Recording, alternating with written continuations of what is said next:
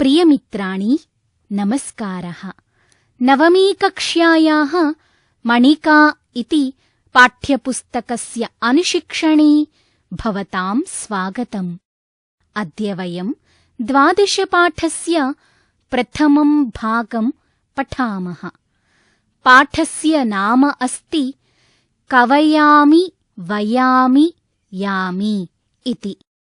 मित्राणि, अत्र एकः संवादः दत्तः अस्ति। तं संवादं शृण्मः। आदौ यशोधरा वदति, स्वाते, कुत्र गच्छसि? ननु अहं गच्छामि अशिक्षितान् पाठयितुम्। अतीव शोभनं कार्यम्। अद्यत्वे शिक्षायाः महत्त्वं सर्वे जानन्ति। शिक्षां विना तु जीवनम् अपूर्णमेव। किं न पठितं 6 पाठे यत् विद्याहीनाः न शोभन्ते, निर्गन्धाः इव किंशुकाः। आम्, मयापि पठितं। भोजराजस्य राज्ये सर्वे एव नागरिकाः न केवलं शिक्षिताः, अपि तु काव्यमपि कर्तुं जानन्ति स्म। किं ब्रवीषि? सर्वे एव कवयः? सत्यं, पठनीयं खलु एतत् नाटकं कवयामि वयामि यामि। मित्राणि, एतत् चित्रं पश्यन्तु। चित्रे 3 जनाः सन्ति। तेषु 2 सैनिकौ स्तः। एकः च सामान्यः तन्तुवायः अस्ति। राज्ञः भोजस्य आज्ञया सैनिकौ तं तन्तुवायं ग्रहीतुम् आगतौ। राज्ञः भोजस्य आज्ञा का आसीत् इति पाठं पठित्वा ज्ञास्यामः। अधुना पाठस्य वाचनं कुर्मः। 12 पाठः कवयामि वयामि यामि। प्रथमं दृश्यम्। धारानगर्यां भोजराजस्य राजसभा। सर्वे अमात्याः कर्मचारिणः च यथास्थानम् आसनानि अध्यासते। प्रविश्य, जयतु देवः द्रविडदेशीयः लक्ष्मीधर नाम कश्चिद् विद्वान् देवस्य दर्शनार्थं द्वारदेशम् अध्यास्ते। सादरं प्रवेशय। यथा आदिशति देवः। निष्क्रान्तः द्वारपालेन सह प्रविश्य, राजन्, अभिवादये भवन्तम्। दिनकरदीप्तिरिव भवत्कीर्तिः दिक्षु प्रसारमाप्नोतु। वर्धन्तां विभवाः सौख्यानि च, लसन्तु सम्पदः, विलयं व्रजन्तु च विपदः। प्रतिष्ठां लभतां विद्वद्गणः, सततम् एधतां विद्यासु कलासु च भवदनुरागः श्रूयताम्।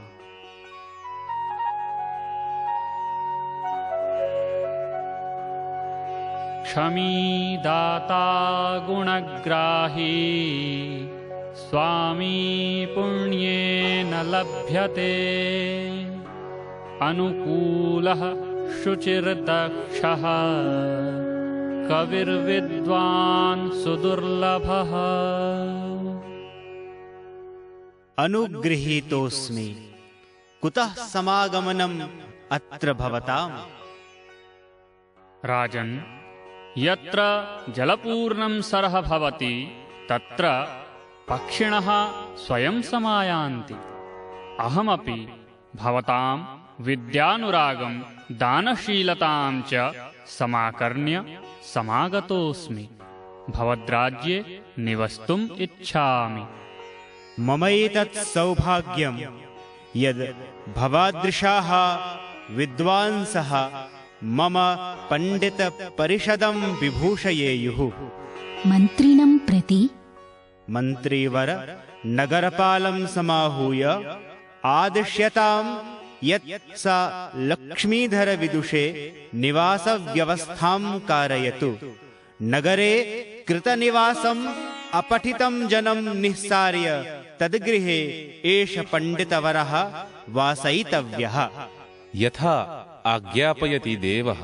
निष्क्रम्य पुनः नगरपालेन सह प्रविश्य महाराज, मन्त्रिवरस्य आदेशेन अहं समस्ते नगरे भ्रान्त्वा कमपि निरक्षरं मूर्खं वा जनं न अपश्यम्।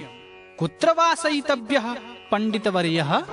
क्षणं विचार्य भो नगरपाल, त्वं भूयः नगरं याहि। यः नागरिकः काव्यं कर्तुं न जानाति स निष्कास्यताम्। द्वितीयं दृश्यं तन्तुवायं प्रति भोः, किमेतत् करोषि? महाशय, अहं त्रुटितान् तन्तून् संयोजयामि। किं पठितोऽसि? आम्, मया गुरुकुले शिक्षा गृहीता। किं काव्यरचनां जानासि? पश्यतु एव भवान्, तन्तुसंयोजने व्यग्रोऽहं कथं काव्यं कुर्याम्? तर्हि त्वया मया सह राजसभा गन्तव्या। प्रसीदतु भवान्, तत्र गत्वा किं करिष्यामि? दयस्व, मयि दयस्व। तत्र गमनेन मम कार्यहानिः भविष्यति। नाहं जाने, त्वया गन्तव्यमेव। एष राजादेशः। विसृज कार्यं, झटिति आगच्छ मया साकम्। राजादेश इति? गन्तव्यमेव, नास्ति उपायः। चलामि नगरपालक, चलामि। तृतीयं दृश्यं राजसभा। सर्वे यथापूर्वम् उपविष्टाः। प्रविश्य महाराज, आनीतोऽयं कुविन्दः। अयं काव्यं कर्तुं न जानाति। कुविन्दं प्रति भोः, त्वं काव्यं कर्तुं न जानीषे, अतः राजकोषात् धनं गृहीत्वा क्वचिदन्यत्र प्रस्थानं कुरु। तव गृहे एष पण्डितवरः सकुटुम्बः स्थास्यति। राजन्, राजनियमः तु मया पालनीयः एव। तथापि श्रूयतां मम एकं निवेदनं। त्वरितं ब्रूहि। महाराज, तन्तुवयनं मम व्यवसायः। अहं रात्रिन्दिवं परिश्रम्य अनेन व्यवसायेन जीविकाम् अर्जयामि। काव्यरचनायां महाकवितुल्यः मम अभ्यासः नास्ति। तथापि किञ्चित् निवेदयामि, श्रोतुम् अर्हन्ति भवन्तः। काव्यं करोमि न हि चारुतरं करोमि, यत्नात् करोमि यदि चारुतरं करोमि। भूपालमौलिमणिमण्डितपादपीठ, हे साहसाङ्क कवयामि वयामि यामि। साधु कुविन्द साधु, कीदृशी लालित्यपूर्णा पदयोजना। कवयामि वयामि यामि, धन्योऽसि त्वम्। अहमपि आत्मानं धन्यं मन्ये। यस्य राज्ये तन्तुवायाः, कुम्भकाराः, अयस्काराः, शिल्पिनः, श्रमिकाः अपि ललितां काव्यरचनां कुर्वन्ति। तन्तुवायं प्रति भोः कविवर, गृहान् पुष्कलं स्वर्णमयं पारितोषिकं, निजम् आवासं च प्रयाहि। मन्त्रिणं प्रति पण्डितः लक्ष्मीधरः मम राजभवने वासयितव्यः, यावत् अपरा व्यवस्था न भवति।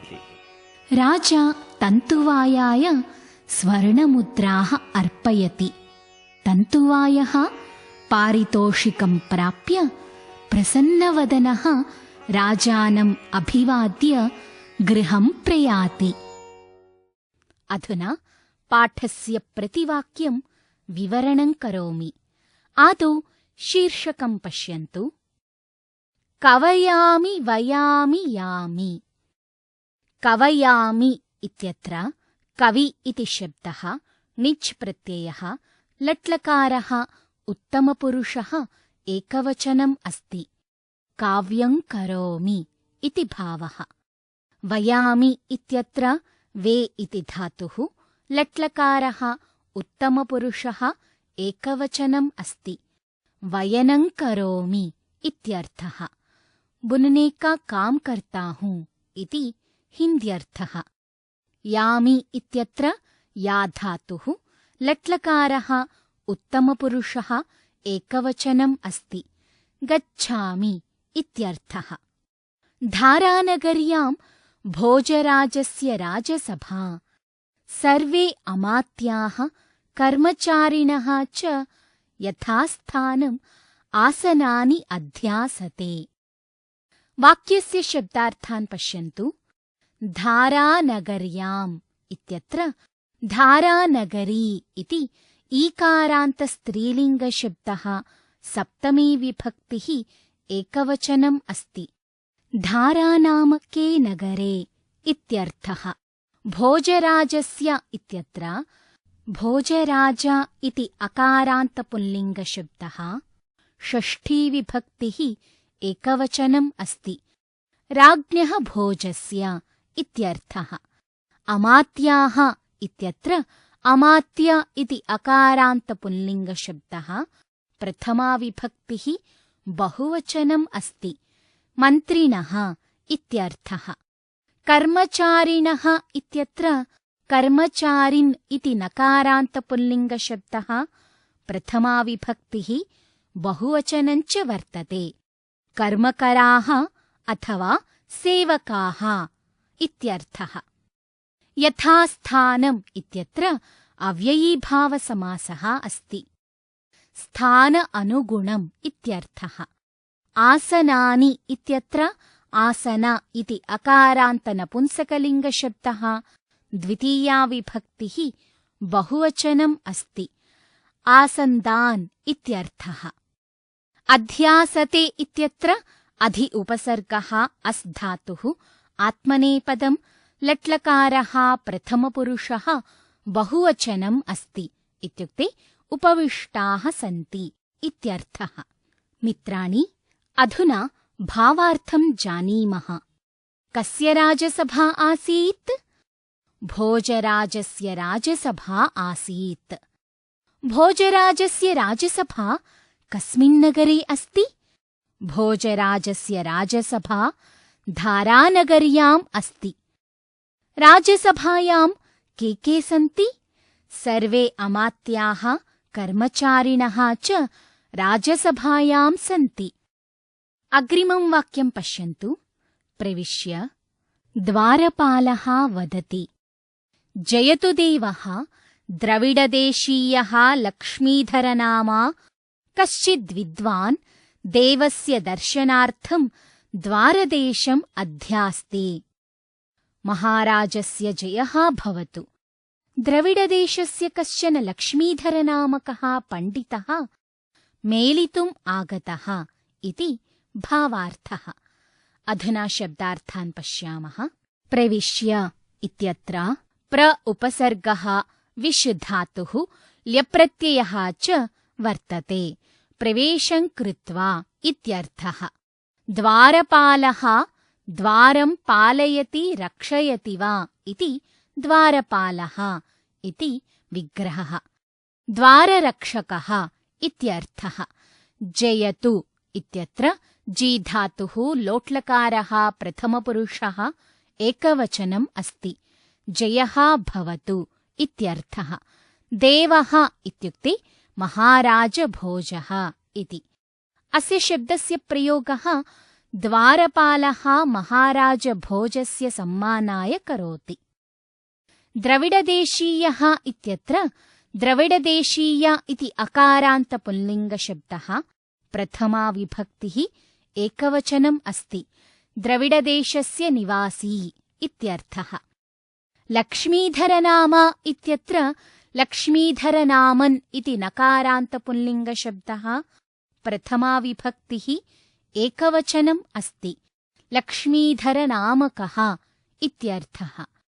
कश्चिद् इत्यत्र कः इति पदम्, चित् प्रत्ययः, पुल्लिङ्गम्, प्रथमा विभक्तिः, एकवचनं च वर्तते, कश्चन इत्यर्थः।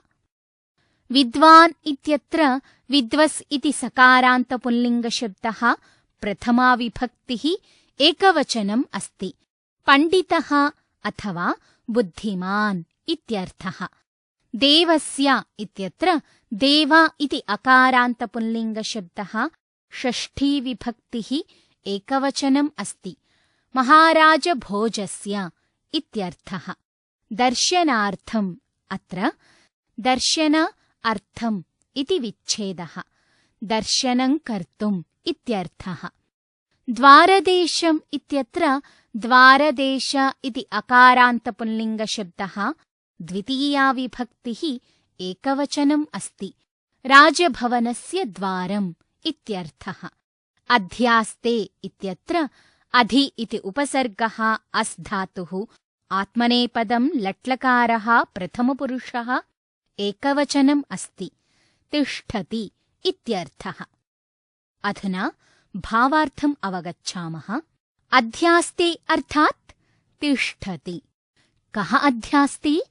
विद्वान् अध्यास्ते। विद्वान् कुत्र अध्यास्ते? विद्वान् द्वारदेशम् अध्यास्ते। किं नाम विद्वान् द्वारदेशम् अध्यास्ते? लक्ष्मीधरनामा विद्वान् द्वारदेशम् अध्यास्ते। लक्ष्मीधरनामा विद्वान् किमर्थं द्वारदेशम् अध्यास्ते? लक्ष्मीधरनामा विद्वान् दर्शनार्थं द्वारदेशम् अध्यास्ते।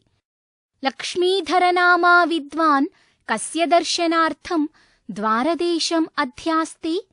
लक्ष्मीधरनामा विद्वान् देवस्य अर्थात् महाराजस्य दर्शनार्थं द्वारदेशम् अध्यास्ते।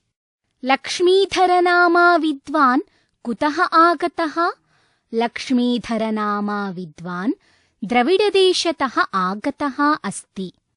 एतत् श्रुत्वा महाराजः किमुक्तवान् इति पश्यामः। भोजः सादरं प्रवेशय। द्वारपालः यथा आदिश्यति देवः निष्क्रान्तः।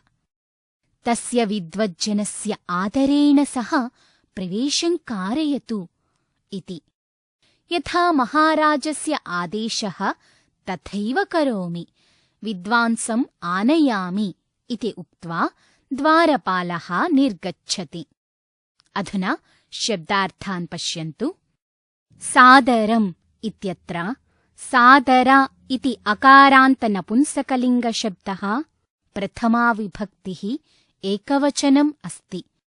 अत्र अव्ययीभावसमासः अस्ति। आदरेण सहितम् इति भावः। प्रवेशय इत्यत्र प्र उपसर्गः विशुद्धातुः निच् प्रत्ययः लोट्लकारः मध्यमपुरुषः एकवचनम् अस्ति। प्रवेशं कारय इत्यर्थः। यथा इति अव्ययपदं जैसा इति हिन्द्यर्थं बोधयति। आदिशति इत्यत्र आ उपसर्गः दिशुधातुः लट्लकारः प्रथमपुरुषः एकवचनम् अस्ति। आदेशं करोति इत्यर्थः। निष्क्रान्तः इत्यत्र निस् उपसर्गः क्रम् धातुः क्त प्रत्ययः पुल्लिङ्गं प्रथमाविभक्तिः एकवचनम् अस्ति। निर्गतः इत्यर्थः। लक्ष्मीधरः द्वारपालेन सह प्रविश्य राजन् अभिवादये भवन्तम्, दिनकरदीप्तिरिव भवत्कीर्तिः दिक्षु प्रसारम् आप्नोतु, वर्धन्तां विभवाः सौख्यानि च, लसन्तु सम्पदः, विलयं व्रजन्तु च विपदः, प्रतिष्ठां लभतां विद्वद्गणः, सततम् एधतां विद्यासु कलासु च भवदनुरागः। लक्ष्मीधरः द्वारपालेन सह राजसभायां प्रविशति। तदनन्तरं महाराजभोजाय आशीषं प्रयच्छति। द्वारपालेन इत्यत्र द्वारपाल इति अकारान्तपुल्लिङ्गशब्दः तृतीया विभक्तिः एकवचनम् अस्ति। द्वाररक्षकेण इत्यर्थः। द्वारपालके इति हिन्द्यर्थः। सह इति अव्ययपदं साकम् इत्यर्थः। साथ इति हिन्द्यर्थः। प्रविश्य इत्यत्र प्र इति उपसर्गः विष्धातुः ल्यप्रत्ययः च अस्ति। प्रवेशं कृत्वा इत्यर्थः। राजन् इत्यत्र राजन् इति नकारान्तपुल्लिङ्गशब्दः सम्बोधने एकवचनम् अस्ति। हे महाराज इत्यर्थः। अभिवादये इत्यत्र अभि उपसर्गः वदधातुः आत्मनेपदं लट्लकारः उत्तमपुरुषः एकवचनम् अस्ति। अहम् अभिवादनं करोमि इति भावः। भवन्तम् इत्यत्र भवत् इति तकारान्तसर्वनामशब्दः द्वितीया विभक्तिः एकवचनम् अस्ति, अर्थात् महाराजभोजम् इति। इदानीं वाक्यस्य भावम् अवगच्छामः। अभिवादये अभिवादनं करोमि इति भावः। कः अभिवादयति? लक्ष्मीधरः अभिवादयति। लक्ष्मीधरः किं कृत्वा अभिवादयति? लक्ष्मीधरः प्रविश्य अभिवादयति। लक्ष्मीधरः केन सह प्रविश्य अभिवादयति? लक्ष्मीधरः द्वारपालेन सह प्रविश्य अभिवादयति। द्वारपालेन सह प्रविश्य लक्ष्मीधरः कम् अभिवादयति? द्वारपालेन सह प्रविश्य लक्ष्मीधरः भवन्तम् अर्थात् भोजम् अभिवादयति। तदनन्तरं सः आशीर्वादं ददाति। तस्य एकैकम् आशीर्वादवाक्यम् अधुना अवलोकयामः। दिनकरदीप्तिरिव भवत्कीर्तिः दिक्षु प्रसारम् आप्नोतु। मित्राणि, अधुना अस्य वाक्यस्य शब्दार्थान् पश्यन्तु। दिनकरदीप्तिरिव इत्यत्र दिनकरदीप्तिः इव इति विच्छेदः। दिनकरदीप्तिः इत्यत्र दिनकरदीप्ति इति इकारान्तस्त्रीलिङ्गशब्दः प्रथमा विभक्तिः एकवचनम् अस्ति। सूर्यरश्मिः अथवा सूर्यप्रकाशः इत्यर्थः। इव इति सादृश्यबोधकम् अव्ययपदम्। भवत्कीर्तिः एतत् कर्तृपदं वर्तते। भवतः कीर्तिः इति अस्य विग्रहः। भवतः यशः इति अभिप्रायः। दिक्षु इत्यत्र दिश् इति षकारान्तस्त्रीलिङ्गशब्दः सप्तमी विभक्तिः बहुवचनम् अस्ति। दिशासु इत्यर्थः। दिशाओं में इति हिन्द्यर्थः। प्रसारम् इत्यत्र प्रसार इति अकारान्तपुल्लिङ्गशब्दः द्वितीया विभक्तिः एकवचनरूपम् अस्ति, इत्युक्ते विस्तारम्। आप्नोतु इत्यत्र आप धातुः लोट्लकारः प्रथमपुरुषः एकवचनम् अस्ति। प्राप्नोतु इत्यर्थः। मित्राणि, अधुना भावार्थम् अवगच्छामः। आप्नोतु अर्थात् प्राप्नोतु अथवा प्राप्तव्यः। कः प्राप्तव्यः?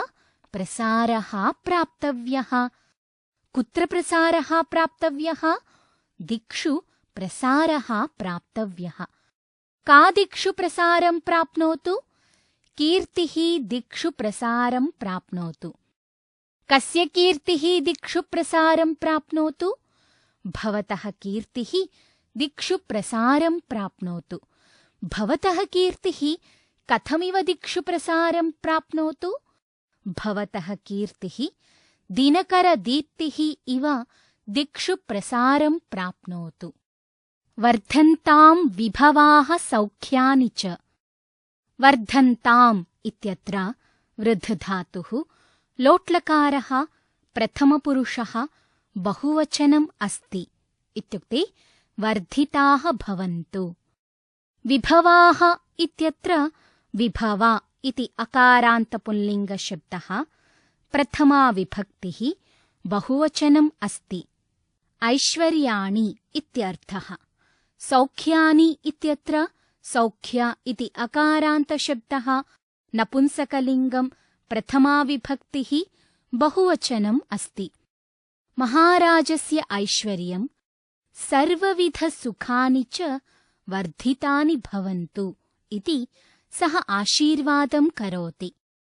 लसन्तु सम्पदः विलयं व्रजन्तु च विपदः। शब्दार्थान् पश्यन्तु। लसन्तु इत्यत्र लस् धातुः लोट्लकारः प्रथमपुरुषः बहुवचनं वर्तते। शोभां प्राप्नुवन्तु इत्यर्थः। सम्पदः इत्यत्र सम्पत् इति तकारान्तस्त्रीलिङ्गशब्दः प्रथमा विभक्तिः बहुवचनम् अस्ति। सम्पत्तयः इत्यर्थः। विलयम् इत्यत्र विलय इति अकारान्तपुल्लिङ्गशब्दः द्वितीया विभक्तिः एकवचनम् अस्ति। नाशम् इत्यर्थः। व्रजन्तु इत्यत्र व्रजधातुः लोट्लकारः प्रथमपुरुषः बहुवचनम् अस्ति। गच्छन्तु अथवा भवन्तु इत्यर्थः। च इति अव्ययपदं भी इति हिन्द्यर्थं बोधयति। विपदः इत्यत्र विपत् इति तकारान्तस्त्रीलिङ्गशब्दः प्रथमा विभक्तिः बहुवचनञ्च वर्तते। विपत्तयः अथवा समस्याः इत्यर्थः। प्रतिष्ठां लभतां विद्वद्गणः। शब्दार्थाः एवं सन्ति। प्रतिष्ठाम् इत्यत्र प्रतिष्ठा इति आकारान्तस्त्रीलिङ्गशब्दः द्वितीया विभक्तिः एकवचनम् अस्ति। मानम् अथवा यशः इत्यर्थः। लभताम् इत्यत्र लभधातुः लोट्लकारः प्रथमपुरुषः एकवचनं वर्तते। प्राप्नोतु इत्यर्थः। विद्वद्गणः इत्यत्र विद्वद्गण इति अकारान्तपुल्लिङ्गशब्दः प्रथमा विभक्तिः एकवचनम् अस्ति। विद्वांसः इत्यर्थः। भवतः राज्ये बहवः विद्वांसः सन्ति। ते सर्वे अपि गौरवं प्राप्नुवन्तु इति वाक्यस्य अर्थः। सततम् एधतां विद्यासु कलासु च भवदनुरागः। सततम् इति अव्ययपदं निरन्तरम् इत्यर्थः। एधताम् इत्यत्र एधधातुः लोट्लकारः प्रथमपुरुषः एकवचनम् अस्ति। वर्धनं भवतु इत्यर्थः। विद्यासु इत्यत्र विद्या इति आकारान्तस्त्रीलिङ्गशब्दः सप्तमी विभक्तिः बहुवचनम् अस्ति। शास्त्रम्, नीतिः, न्यायम् इत्यादिषु। कलासु इत्यत्र कला इति आकारान्तस्त्रीलिङ्गशब्दः सप्तमी विभक्तिः बहुवचनम् अस्ति। नृत्यम्, गानम्, काव्यम् इत्यादिषु। भवदनुरागः, भवतः अनुरागः इति अस्य विग्रहः। भवतः इत्यत्र भवत् इति पुल्लिङ्गं षष्ठी विभक्तिः एकवचनम् अस्ति। अर्थात् महाराजभोजस्य। अनुरागः इत्यत्र अनुराग इति अकारान्तपुल्लिङ्गशब्दः प्रथमा विभक्तिः एकवचनम् अस्ति। प्रीतिः इत्यर्थः। भोजराजः कलाप्रियः अस्ति। विद्यासु तस्य प्रीतिः अस्ति। विद्वज्जनानां विषये आदरः अस्ति। भोजराजस्य विद्याप्रीतिः कलानुरागः च वर्धताम् इति सः विद्वान् आशीर्वदति। अधुना भावार्थम् अवगच्छामः। कानि वर्धन्ताम् विभवाः सौख्यानि च वर्धन्ताम्। कस्य विभवाः सौख्यानि च वर्धन्ताम्? भोजस्य विभवाः सौख्यानि च वर्धन्ताम्। काः लसन्तु सम्पदः लसन्तु। विपदः कुत्र व्रजन्तु? विपदः विलयं व्रजन्तु। कः लभताम्? विद्वद्गणः लभताम्। विद्वद्गणः कां लभताम्? विद्वद्गणः प्रतिष्ठां लभताम्। कः एधताम्? अनुरागः एधताम्। कस्य अनुरागः एधताम्? भोजस्य अनुरागः एधताम्। केषु भोजस्य अनुरागः एधताम्? विद्यासु कलासु च भोजस्य अनुरागः एधताम्। विद्यासु कलासु च भोजस्य अनुरागः कथम् एधताम्? विद्यासु कलासु च भोजस्य अनुरागः सततम् एधताम्। पश्यन्तु, अस्मिन् वाक्ये आप्नोतु, वर्धन्ताम्, लसन्तु, व्रजन्तु, लभताम्, एधताम् च इति एतानि क्रियापदानि आशीर्वादार्थम् उपयुक्तानि। सर्वाणि अपि लोट्लकारे एव सन्ति। अग्रे सः विद्वान् वदति, श्रूयताम्।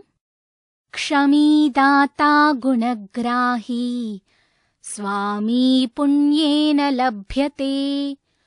अनुकूलः शुचिर्दक्षः कविर्विद्वान् सुदुर्लभः। अस्मिन् श्लोके उत्तमगुणयुक्तस्य राज्ञः विद्वज्जनस्य च प्रशंसा कृता अस्ति। अत्र कानि कानि पदानि सन्ति इति पश्यामः। क्षमी, दाता, गुणग्राही, स्वामी, पुण्येन लभ्यते, अनुकूलः, शुचिः, दक्षः, कविः, विद्वान्, सुदुर्लभः। अत्र वाक्यद्वयम् अस्ति। आदौ प्रथमं वाक्यं पश्यामः। क्षमी दाता गुणग्राही स्वामी पुण्येन लभ्यते। अत्र प्रथमे वाक्ये लभ्यते इति क्रियापदम् अस्ति। लभ्यते इत्यत्र लभ इति आत्मनेपदी धातुः, लट्लकारः, प्रथमपुरुषः, एकवचनम् अस्ति। प्राप्यते इत्यर्थः। कः लभ्यते? स्वामी लभ्यते। स्वामी इत्यत्र स्वामिन् इति नकारान्तपुल्लिङ्गशब्दः, प्रथमा विभक्तिः, एकवचनम् अस्ति। राजा इत्यर्थः। कीदृशः स्वामी लभ्यते?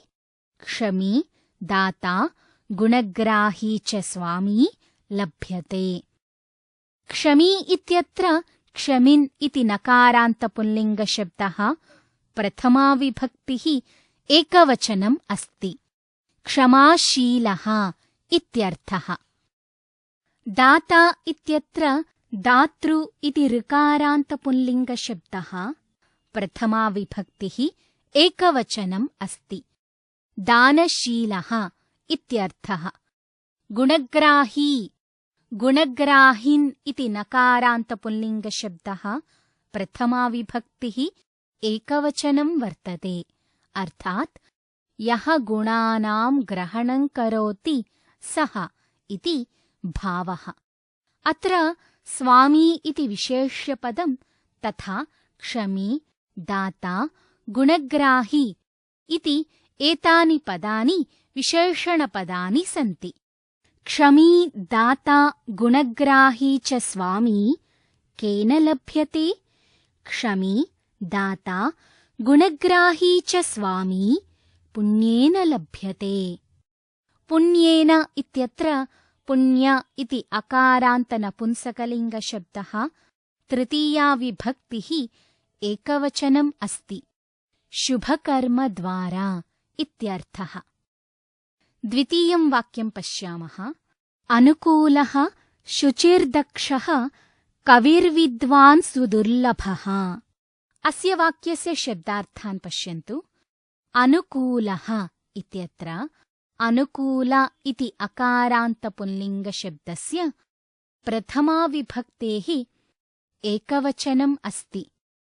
मनोवाञ्छितः अभिमतः इत्यर्थः। शुचिः इत्यत्र शुचि इति इकारान्तपुल्लिङ्गशब्दः प्रथमाविभक्तिः एकवचनम् अस्ति। पवित्रः इत्यर्थः। दक्षः इत्यत्र दक्ष इति अकारान्तपुल्लिङ्गशब्दः प्रथमाविभक्तिः एकवचनम् अस्ति। निपुणः इत्यर्थः।